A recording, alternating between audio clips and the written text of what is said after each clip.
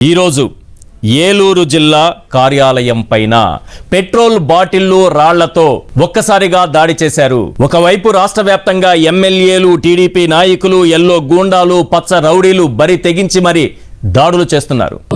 సాయంత్రం ఏలూరు నరసింహరావుపేటలో జగన్మోహన్ రావు వీధిలో ఉన్నటువంటి డెంబ్రో సంబంధించినటువంటి వాళ్ళ పాత గోడౌన్లో వాళ్ళు కొంత ఫర్నిచర్ పెట్టుకోవడం జరుగుతుంది. ఆ ఫర్నిచర్ తగలబట్టడం జరిగింది. దాని నిమిత్తం అదే సమయానికి అక్కడ ఉన్నటువంటి దగ్గరలో ఉన్న పోలీసు సిబ్బంది చేరి దాన్ని ఆపేయడం జరిగింది.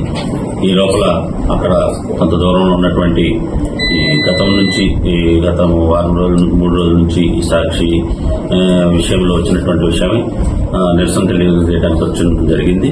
అంతేగాని సాక్షి కార్యాలయానికి నిలుపుపెట్టడం కానీ వారి ఫర్నిచర్ తగలబెట్టడం కానీ ఏ విధంగా కూడా జరగలేదు. ఇది కేవలం డెంబ్రోకు సంబంధించిన ఉంగరాల శ్రీనివాసరావు గారి యొక్క పాత గోడౌన్లో ఉన్నటువంటి పాత ఫర్నిచర్ దగ్గర మంటలు రావడం జరిగింది.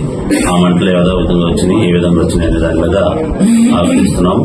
అంతేగాని సాక్షి కార్యాలయాన్ని కానీ సాక్షిలో పనిచేసే సిబ్బంది కానీ ఎటువంటి ఇది కలగలేదు. పూర్తి స్థాయిలో బందోబస్తు ఏర్పాటు చేయడం జరిగింది. ఎక్కడ కూడా ఎటువంటి అవాంఛనీయ సంఘటనలు జరగకుండా చేశాం. అదేవిధంగా ఏదైతే అక్కడ నిరసన జరపడానికి వచ్చిన వ్యక్తులు కూడా ఆ సమయానికి ఆ యొక్క ప్రదేశానికి సుమారుగా 200 మీటర్ల దూరంలో ఉండటం కూడా జరిగింది.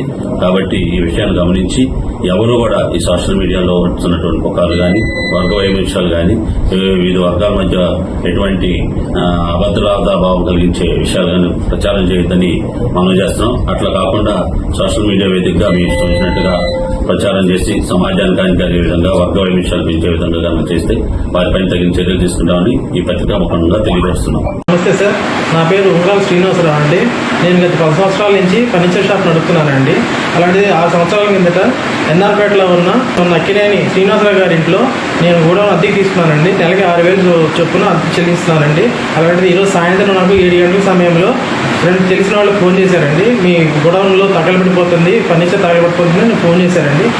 అందుకని నేను ఉంటాబట్టిన వచ్చానండి. వచ్చి చూసేటికి మొత్తం పోలీసు వాళ్ళంతా మంటలు ఆర్పేశారండి.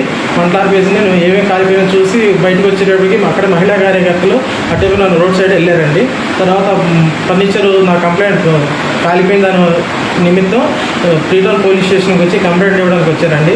కానీ అక్కడ కాలిపోయిన ఫర్నిచర్ నా కార్యాలయానికి సంబంధించినంత మాత్రమేనండి. అది వేరే సాక్షి కార్యాలయం కానీ వేరే వాళ్ళకి కానీ ఎటువంటి సంబంధం లేదండి. అది కేవలం నా షాపుకి నా కార్యాలయానికి సంబంధించిందేనండి.